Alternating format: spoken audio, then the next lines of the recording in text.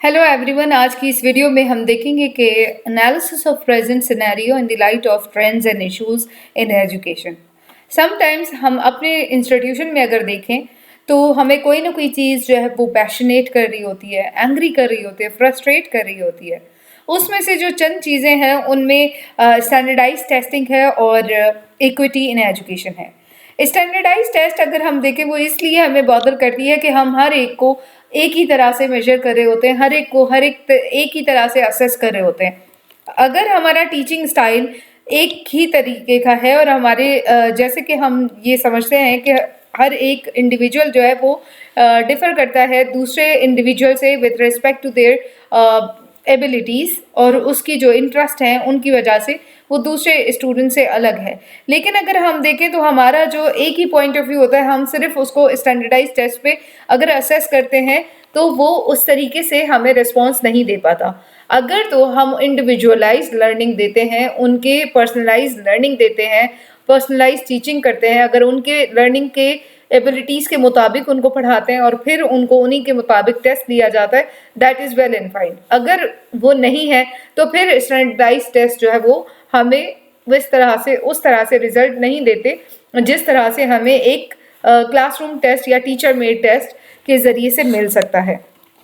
दूसरा प्रॉब्लम जो अगर ट्रेंड्स और इश्यूज में देखें वो इक्विटी इन एजुकेशन है। एजुकेशन सबको सही तरीके से अवेलेबल नहीं है। अगर हम ग्लोबल या नेशनल इशू देखें तो अवेलेबिलिटी ऑफ जो क्वालिटी एजुकेशन है वो भी नहीं है, और 6 में से एक इंडिविजुअल ऐसे होते हैं वर्ल्ड वाइड जो कि ना पढ़ सकते हैं ना लिख सकते हैं। एक सिग्निफिकेंट नंबर है, पर्टिकुलरली अगर हम इसको डेवलपिंग कंट्रीज़ में देखें तो बहुत सारे जो इंडिविजुअल्स हैं, जो लोग हैं, वो हमें इलिटरेट मिलते हैं। 115 मिलियन बच्चों में से हमें 6 to 11 बच्चे ऐसे नज़र आते हैं जो कि उन्होंने ड्रॉप आउट किया हुआ होता है, वो 5 ईयर की जो एजुकेशन है, बेसिक एजुकेशन, वो भी कंप्लीट नहीं कर पाते। क्वालिटी एजुकेशन डेवलपिंग कंट्रीज़ में बिलो स्टैंडर्ड लेवल है। स्टैंडर्ड्स जो बनाए गए हैं उनसे भी उनको हमें बिलो नज़र आता है, और वर्ल्ड इकोनॉमी में उनका जिस तरह से एक कंट्रीब्यूशन होना चाहिए वो चीज़ नज़र नहीं आती। एजुकेशन एक ग्लोबल इशू है और उसकी जो इम्पोर्टेंस है वो हमें नज़र आती है जब हम डेमोक्रेटिक सोसाइटीज़ को देखते हैं, जब हम ग्लोबल सिटीजनशिप को अगर देखते हैं, या डेवलपिंग या शेयर्ड वैल्यूज़ को अगर देखें, तो तब हमें एजुकेशन की जो वैल्यू है वो बहुत ज़्यादा प्रोमिनेंट नज़र आती है। एजुकेशन इसलिए ज़रूरी है कि हम इसकी वजह से, एजुकेशन जब हमारे पास होगी, प्रॉपर क्वालिटी एजुकेशन की वजह से हम गुर्बत को रिड्यूस कर सकते हैं, सस्टेनेबल ग्रोथ कर सकते हैं, अपनी हर लेवल की productivity, health wise, environmental awareness, population stabilisation, economic returns, और गर्ल्स की एजुकेशन भी जो है वो हम की वजह से, जब हम गर्ल्स को एजुकेट करते हैं तो हमारा जो इकोनॉमिक रिटर्न है वो भी हायर हो जाता है। ग्लोबल एफर्ट्स अगर देखें तो एजुकेशन में बहुत ज़्यादा इंपॉर्टेंस रखते हैं।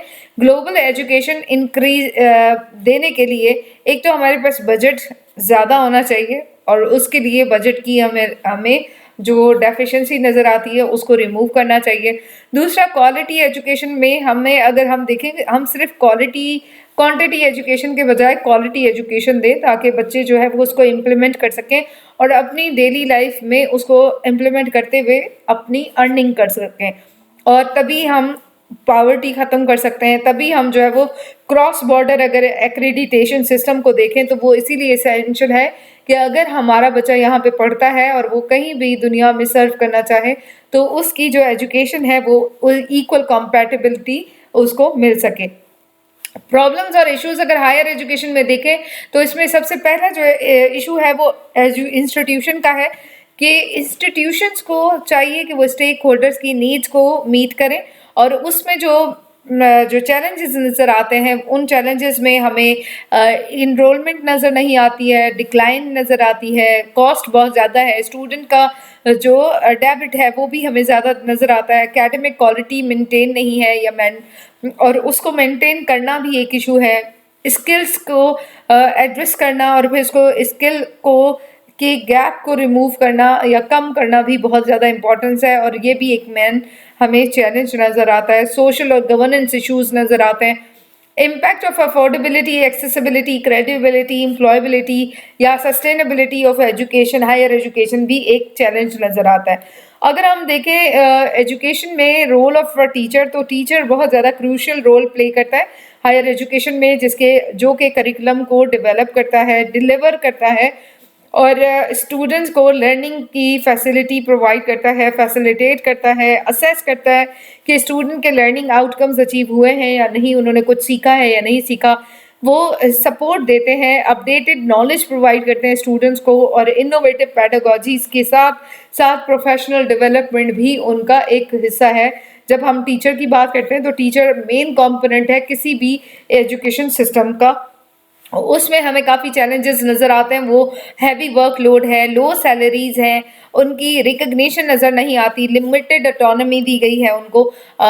टीचर्स अपने पेस पे रहते हुए या अपने स्टूडेंट के मुताबिक कंटेंट को चेंज नहीं कर पाते, ये भी चीज़ हमें नज़र आती है अपने सिनेरियो में।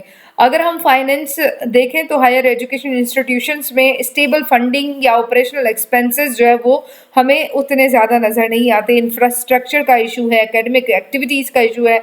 हाउएवर अगर हम फाइनेंशियल कंस्ट्रेंट्स देखें तो हमें बहुत ज़्यादा अनसर्टेनिटीज़ नज़र आती हैं। पब्लिक फंडिंग नहीं है, पब्लिक फंडिंग को बहुत ज़्यादा कम कर दिया गया है। हायर एजुकेशन में अगर हम देखें तो काफ़ी सारी यूनिवर्सिटीज़ हैं जहाँ पे प्रोफेसर्स को और फैकल्टी को पेज नहीं मिलती, उनको उस तरह से उनको जो अकोमोडेट करना चाहिए था फाइनेंसिंग के हिसाब से वो उनको नहीं किया जा रहा, बल्कि स्टूडेंट्स की जो फीस है वो भी ज़्यादा फ्लक्चुएशन का शिकार है।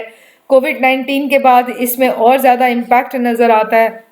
फाइनेंशियल मैनेजमेंट स्ट्रेटजीज बनानी चाहिए ताकि हम प्रॉपर और क्वालिटी एजुकेशन दे सकें। उसके बाद गवर्नेंस का बहुत ज़्यादा रोल है एनालिसिस ऑफ करंट सिनेरियो में। हायर एजुकेशन इंस्टीट्यूशन गवर्नेंस जो है वो ट्रांसपेरेंसी, अकाउंटेबिलिटी, इफेक्टिवनेस में बहुत ज़्यादा इसका हमें रोल नज़र आता है। और अकाउंटेबिलिटी या इफेक्टिवनेस किसी भी इंस्टीट्यूशन में जब होती है तो ही वो इंस्टीट्यूशन प्रॉपर तरीके से काम कर सकता है। और उसमें अगर हम देखें तो क्लैरिटी होनी चाहिए, क्रूशियल विजन और मिशन हमें नज़र आना चाहिए, स्ट्रैटेजी नज़र आनी चाहिए।